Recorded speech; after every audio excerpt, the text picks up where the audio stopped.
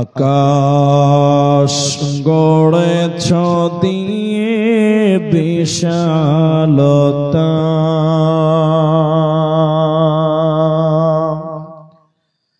সাগর গড়েছ দিয়ে গহীনতা, গড়েছ সৃজনে পৃথিবীটা, সাজিয়েছ ফলে ফুলে তরলতা। ও আমার মালিক,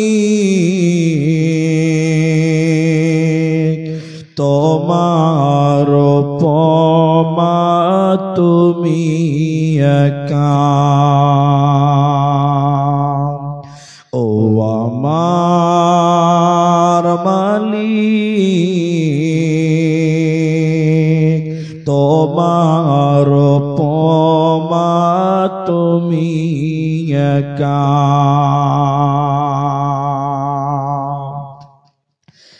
দিয়েছ নদীতে জোয়ার ভাটা,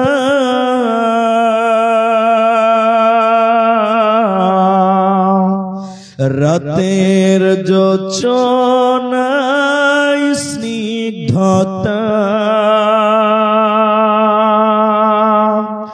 জলে জোনাকি মিটি মিটি বলে আল্লাহু আল্লাহ।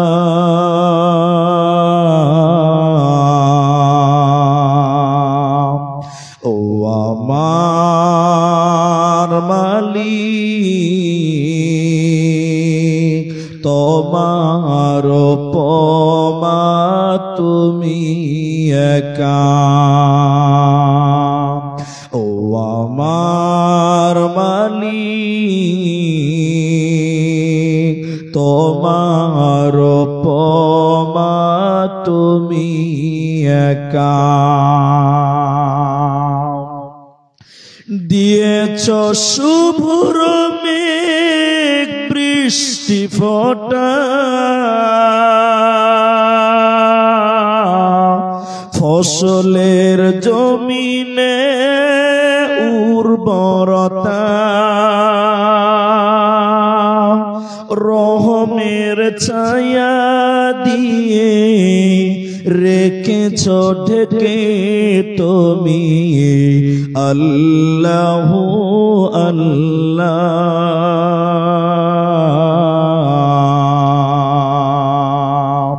ও আমার মালিক,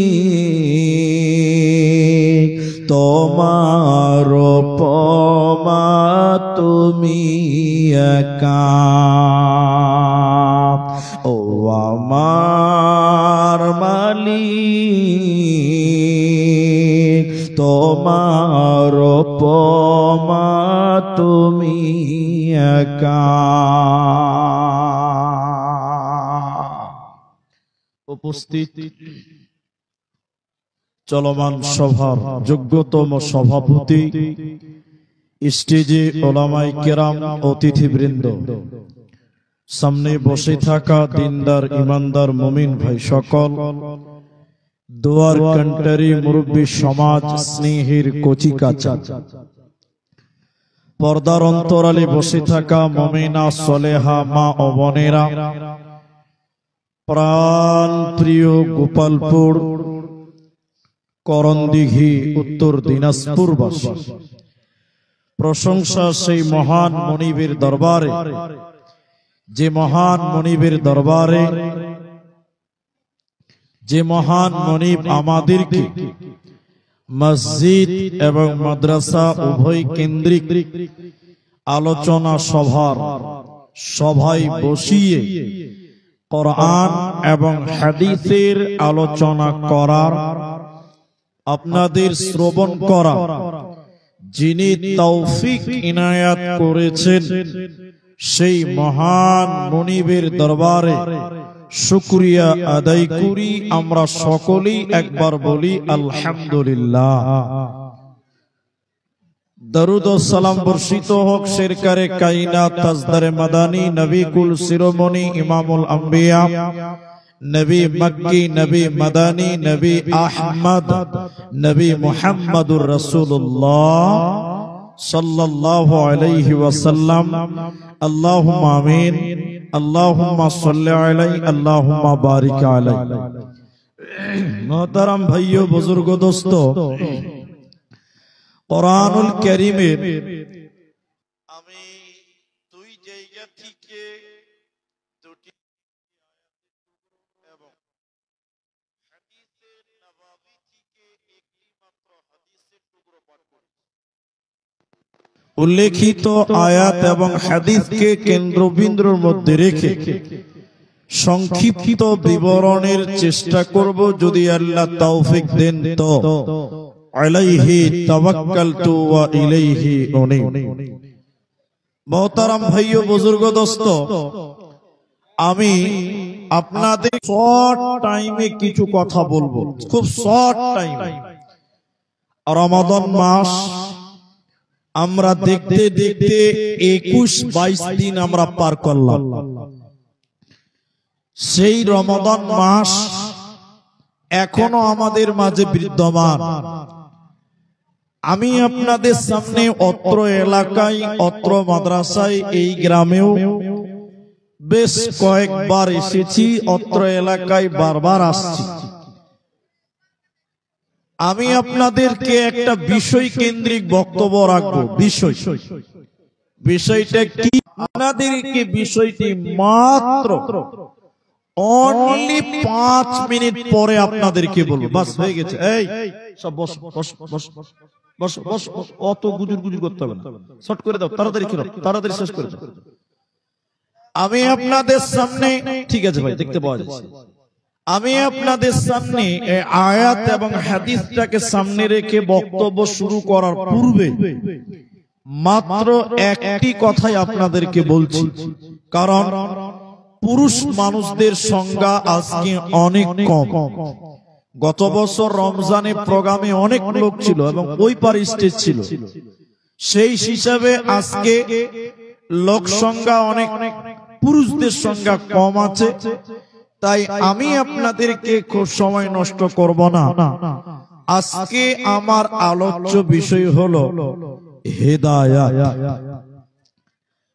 হিদায়াত সম্পর্কে কথা বলতে গিয়ে এটাই আবেদন করব যে আপনাদেরকে কিছু কথা জিজ্ঞাসা করব, আপনারা উত্তর দিবেন। একবার বলুন ইনশাআল্লাহ। প্রকৃত হিদায়াতের মাঝে আছে কে? প্রকৃত হিদায়াত প্রাপ্ত মানুষটা কে?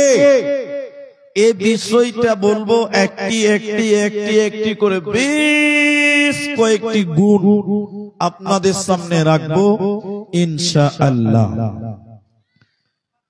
শুধুমাত্র একটা কথা মাথায় রাখেন, তাহলে আমার বক্তব্যটা সহজ হবে। আল্লাহর কাছে যদি কিছু চাইতে হয়, তাহলে আপনি আমি একমাত্র একটাই জিনিস চাইব, সেটা হলো হিদায়াত, সোজা রাস্তা, জান্নাতের রাস্তা। কেন? যে হিদায়াত পেল, সোজা রাস্তা পেল, সিরাতুল মুস্তাকিম পেল, ও সব পেল। আর যে গোটা দুনিয়া পেল কিন্তু হিদায়াতের মতন অমূল্য সম্পদটা পেল না, ও যেন কিছুই পেল না। এজন্য আল্লাহর কাছে চাওয়ার একটাই জিনিস আছে, সেটার নাম হলো হিদায়াত, সেটার নাম হলো হিদায়াত, সেটার নাম হলো সিরাতুল মুস্তাকিম। আপনি বুঝলে বুঝতে পারবেন। সূরা ফাতিহার অনেকগুলি নাম আছে, তার মধ্যে একটা নাম হলো দুআ। দুআ, দুআ, দুআ মানে হলো চাওয়া। দোয়া মানে চাওয়া। তাহলে সূরা ফাতিহাতে চাওয়া পাওয়ার একটা ব্যাপার আছে, চাওয়া পাওয়ার একটা ব্যাপার আছে সূরা ফাতিহার মধ্যে। এই জন্য সূরা ফাতিহা প্রত্যেক নামাজে আছে, ফরজ হোক, সুন্নত হোক, বিতির হোক, নফল হোক, যে কোন নামাজে সূরা ফাতিহা পড়তেই হবে। সূরা ফাতিহা না পড়লে বান্দার নামাজ হবে? বলুন আপনারা, হবে না। এই জন্য প্রত্যেক নামাজে আপনাকে সূরা ফাতিহা পড়তে হবে, এটা মাস্ট বি, লাগবেই। সে জানাজার নামাজেও সূরা ফাতিহা লাগবে। একটু আপনারা বলুন, লাগবে কি লাগবে না? তো সূরা ফাতিহার এত গুরুত্ব কেন? সূরা ফাতিহার এত জরুরত কেন? কারণ হলো সূরা ফাতিহাতে একটা চাওয়া পাওয়া আছে। চাওয়া পাওয়া কি? চাওয়া পাওয়া একটু আপনারা বলেন, একটু বুঝার চেষ্টা করেন, আর 5 মিনিট লাগবে। আমরা নামাজে যখন বলি, নামাজে দাঁড়িয়ে যখন বলি আলহামদুলিল্লাহি রাব্বিল আলামিন, যাবতীয় প্রশংসার মালিক তিনি, যিনি জগৎ সমূহের রব, আমার আল্লাহ মাঝখানে জবাব দেয়, আমার বান্দা আমার প্রশংসা করছে। একবার বলুন সুবহানাল্লাহ। এরপরে যখন বান্দা বলেন আর রহমানির রহিম, আয় আল্লাহ তুমি চরম পরম দয়ালু মেহেরবান, তা আল্লাহ মাঝখানে জবাব দিয়ে বলেন, আমার বান্দা আমার সিফাত বর্ণনা করছে, আমার গুণ বর্ণনা করছে, আমার গুণকীর্তন করছে। এরপরে বান্দা যখন বলেন মালিকি ইয়াউমিদ্দিন, আল্লাহ তুমি কিয়ামতের দিনের মালিক, আল্লাহ ওর ভিতরেই জবাব দিয়ে বলেন, আমার বান্দা আমার ক্ষমতা স্বীকার করেছে, আমার ক্ষমতাকে মেনে নিয়েছে। এরপরে বান্দা বলে ইয়্যাকা না'বুদু, আল্লাহ তোমারই ইবাদত করি, ওয়া ইয়্যাকা নাস্তাঈন, তোমারই কাছে সাহায্য চাই। তখন আমার আল্লাহ বলেন, বান্দা কি চাও তুমি বলো। এই উদাহরণটা বুঝলে টোটাল ফাতিহা বুঝবেন। এই গোপালপুর গ্রামে আমার বাড়ি। আমার স্ত্রীর রাত 10টার সময় 11টার সময় পেটের ব্যথা, বুঝার জন্য বলছি, পেটের ডান দিকে ব্যথা, এদিকে দেখেন, এদিকে দেখেন, খুব কাঁদছে আমার স্ত্রী। আমি টাকা নাই, তাড়াতাড়ি হেড মাওলানার কাছে গেলাম বা হাজী সাহেবের কাছে যেয়ে বলছি, চাচা রাত 12টা বাজে। চাচা বলছে কে? বলে আমি মুলি সাহেব বলছি। বলো বাবা, এত রাত আমার বাড়ি কেন? বলে চাচা আপনার মতন ভালো মানুষ গ্রামে আর কেউ নাই, আপনি তো গরিবের বিপদ আপদে দাঁড়ান, আপনি গরিবের উপকার করেন, গরিবকে হেল্প করেন, আপনার মতন দয়ালু মানুষ তো গ্রামে আর কেউ নাই চাচা, তাই তো আপনার কাছে এসেছি। চাচা তখন বলবে, বাবা এসেছো কেন, কি চাও তুমি বলো। চাচা এই কথাটা বলবে কি বলবে না? তখন চাচাকে বলছি আমি, যে চাচা আপনার বৌমার খুব পেটের ব্যথা, 20,000 টাকা দেন, এক্ষুনি রায়গঞ্জ নিয়ে যেতে হবে। কি দিবে? পাই করে মেরে দিলাম, দৌড় দিলে ঠিক হবে না? বলতে হবে চাচা দিলেন, খুব ভালো করলেন, আগামী মাসে ভুট্টাটা কেটে বিক্রি করে আপনাকে দিব। এই কথাটা তো বলতে হবে। কি বলছেন? বলতে হবে না? বলতে হবে। বান্দা যখন নামাজে বলেন